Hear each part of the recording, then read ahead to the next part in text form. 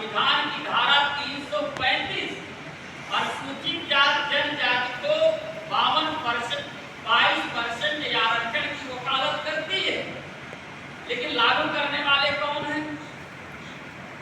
लागू करने वाले समाज के और हमारे दुश्मन हैं, जिनके हाथ में देश की बात टूट गई। उन लोगों को आरक्षण से कोई मतलब ही नहीं, क्योंकि 4000 साल से इस देश में एक ऐसा वर्ग बनाया गया, एक बड़ा वर्ग बनाया गया, जिसके साथ छुआछूत का व्यवहार हुआ। एक ऐसा वर्ग बनाया जिसके साथ अन्याय अत्याचार हुआ। उनकी किताबें पढ़ लेने से जिह्वा जबान को काट लिया जाता था। अगर वेद मंत्र को सुन लिया तो कान में गरम शीशा डाल दिया जाता था। स्त्री शूद्र नाथ बोला जाता था। स्त्रियों और शूद्रों को शिक्षा नहीं देनी चाहिए। शूद्राय मतिम नाददात, शूद्रों को बुद्धि नहीं देना चाहिए। घृतम दुग्धम च तांबूलम श्रेष्ठ अन्नम तथैव च शूद्रा वर्जितम, घी दूध पान श्रेष्ठ अन्न शूद्रों को वर्जित है। घी दूध पान श्रेष्ठ अन्न शूद्रों को वर्जित है, ये लिखा गया। शूद्र सुबह और शाम को अपने घर से बाहर नहीं निकल सकता। सवेरे और शाम को सूरज नीचे होता है और परछाई लंबी होती है। अगर शूद्र सुबह और शाम घर से निकलेगा तो उसकी परछाई लंबी होने के नाते किसी ऊंची जात के ऊपर पड़ जाएगा तो वो अपवित्र हो जाएगा। इसलिए सवेरे शाम को शूद्र घर से नहीं निकलेगा। कब निकलेगा? दोपहरिया में निकलेगा, जब सूरज ऊपर रहेगा, परछाई नहीं बनेगी, दोपहरिया में निकलेगा।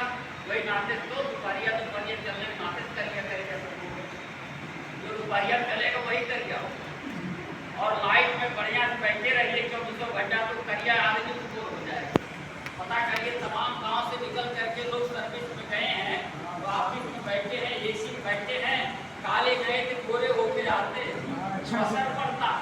तो इसलिए मेरे साथ ऐसी व्यवस्था बनाया कि हमारे लोगों को जानवर के समान बना दिया। आप देखो सामाजिक व्यवस्था में आज भी है। देश आजादी मिले 75 साल हो गया, कुत्ता कभी भी दांतों ब्रश नहीं करता लेकिन करता धोता नहीं है। चटनी खाता है, ऊंची जात के बर्तन में थाली में चाटता है, वो बर्तन में लोग धो करके खाना पसंद कर देंगे, लेकिन अनुसूचित जात का जमात वाल्मीकि ने छू दिया तो थाली को फेंक दिया। हमारी अपराध ये, हमारे समाज की हालत ये है। तो इसी बात को ध्यान में रख करके, इसी बात को ध्यान कुछ ना हो, इसी बात को ध्यान में रख करके छत्रपति साहू जी महाराज ने 26 जुलाई 1902 को पहली बार आरक्षण लागू किया। 26 जुलाई 1902, 122 साल पहले छत्रपति साहू जी महाराज जी ने अपनी रियासत में 50% आरक्षण लागू कर दिया। जब 50% आरक्षण लागू कर दिया, सब लोगों ने विरोध किया, बड़े पैमाने पर विरोध हो गया। तो उसमें बाल गंगाधर तिलक ने सबसे ज्यादा विरोध किया दक्षिण भारत में। कहा कि कुंजी और चमार ये लोग पार्लियामेंट में जाकर हल चलाएंगे, विरोध किया। साहू जी महाराज ने बहुत गंभीर व्यक्ति को, और उन्होंने दरबार लगाया मैदान में, तारीख दे करके मैदान में दरबार लगाया, और उनके जो सेना में घुड़सवार थे, घोड़े थे, उन घोड़ों को 2 दिन से भूखा रखा, और बड़े मैदान में बहुत बड़ी हौदी में घोड़े का खाना राशन जो होता उनका चना और घास रखवा दिया। दरबार लगा, बाल गंगाधर तिलक को भी बैठाया नीचे, घोड़ों को छोड़ दिया। जब घोड़े छूटे तो उसी हौदी में टूटे, उसी हौदी में टूटे खाने लगे। 2-3 मिनट के बाद साहू महाराज ने बाल गंगाधर तिलक से पूछा, तिलक तुम्हें क्या दिख रहा है? उन्होंने कहा कि मुझे ये दिख रहा है, जो मोटा तगड़ा घोड़ा है चना खा रहा है, और जो दुबला पतला घोड़ा वो चना नहीं पा रहा। तो साहू महाराज ने कहा कि दूसरे शब्दों में जो मोटा तगड़ा घोड़ा है वो खाना खा रहा है, और दुबला पतला घोड़ा उनके घोड़े का लाभ खा रहा है। और यही सामाजिक व्यवस्था है जो कमजोर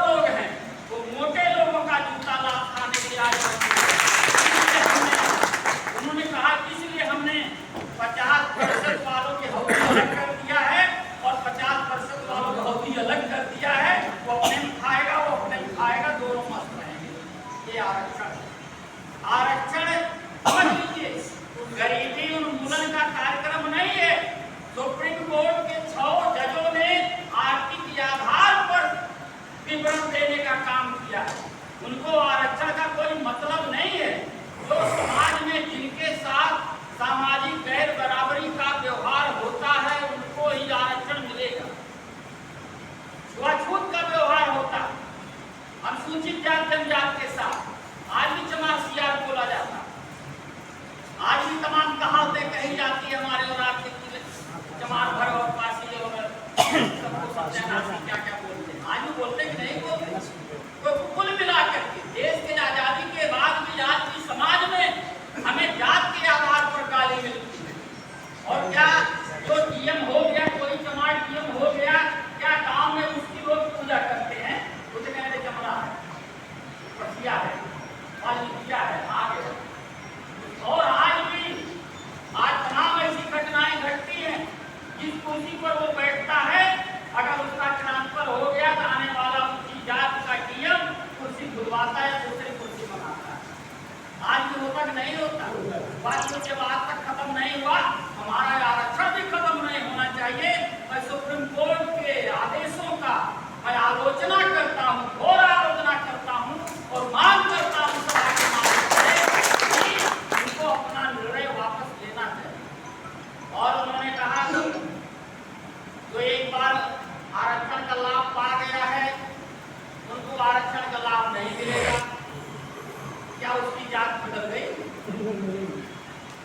क्या जात के आधार पर उनके साथ गाली नहीं होती? अगर ऐसा होता तो बाबू जजियों राम एक बड़ा उदाहरण में दे, छोटे उदाहरण तो बहुत है, लेकिन एक बड़ा उदाहरण आपके जल्दी समझ में आ जाएगा कि बाबू जजियों राम से बड़ा कोई चमार हुआ है, कोई भी नहीं हुआ। उतना बड़ा नेता 50 साल लगातार पार्लियामेंट का मेंबर रहा, 1-2 साल एमपी नहीं 50 साल एमपी। देश का जो भी विभाग हो, चाहे दूरसंचार मंत्रालय हो, रक्षा मंत्रालय हो, और चाहे रेल मंत्रालय हो, चाहे श्रम विभाग हो, कृषि मंत्री हो, हर विभाग का मंत्री बाबू जजियों राम थे। लेकिन उसी पार्लियामेंट के अंदर उसी का सांसद कलपनाथ राय, ऊंची जाति का कलपनाथ, जब बाबू जजियों राम की आंख खुल गई, कांग्रेस पार्टी को उन्होंने छोड़ दिया। और जब कांग्रेस पार्टी छोड़ दिया तो उसी पार्लियामेंट में बाबू जजियों राम को जमात से आगे बोला गया, कहीं बाहर नहीं बोला गया, जमात से आगे बोला गया। बाबू जजियों राम 1977 में उप प्रधानमंत्री थे, रक्षा मंत्री थे भारत सरकार में। बनारस में डॉक्टर संपूर्णानंद की मूर्ति का अनावरण करने के नाते मूर्ति को गंगा जल से धोया जाता था, गंगा जल, और दूर से धो करके पहुंच करके। बाबू जी इतने कमजोर थे। आज भी मेरे साथियों, चाहे पढ़ा लिखा कितना भी हो जाए, शेड्यूल कास्ट का बैकवर्ड का, उसके साथ जाति आधार पर आज भी उसके साथ व्यवहार होता है।